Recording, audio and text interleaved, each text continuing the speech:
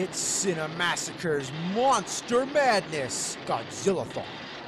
Okay, this is Godzilla against Mechagodzilla, sometimes called Godzilla x Mechagodzilla, but it should really just be called Godzilla vs. Mechagodzilla 3.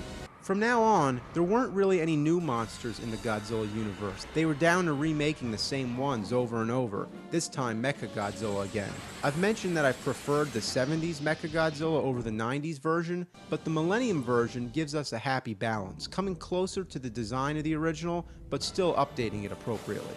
But the first thing I should really mention is that this movie is once again another reboot to the series, ignoring all previous installments except for the original. Did they just feel that the first one was gold and the rest were all a load of shit? It's true that the original can be regarded as the best, but why no more continuity between the films? This is the fourth time in a row they did this. Once again, the plot revolves around the military who build Mechagodzilla to fight Godzilla. But this time, Mechagodzilla is built around the actual skeleton of the original Godzilla. Yeah, so the Godzilla in this movie is definitely the second of its kind. And the original Godzilla bones are now inside Mechagodzilla. So it's the new Godzilla fighting the old one. Once you're able to wrap your head around that, it gets even more crazy.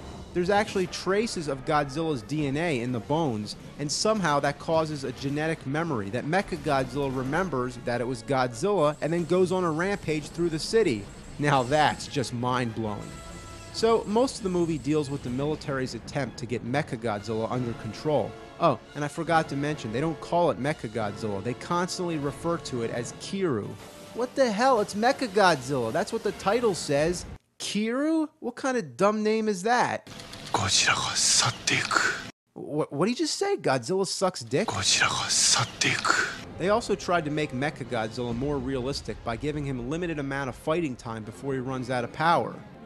They use planes to take him to his destination. I guess that saves him gas. Nothing's realistic to begin with, so what's the deal? Mechagodzilla has some great powers, the ability to freeze shit and then crush the ice. They try to use it on Godzilla, but it fails. He's also mounted with a super laser cannon that obliterates anything in front of it. It seems that's the only weapon that might stand a chance against Godzilla, but whenever they try to use it on him, something goes wrong. The effects are pretty good, and the monster battles are great. But this one leaves you wishing for a little more. It seemed that this one spent a lot of time setting up the story, reinventing Godzilla again, and concentrating on the humans' efforts to get Mechagodzilla working.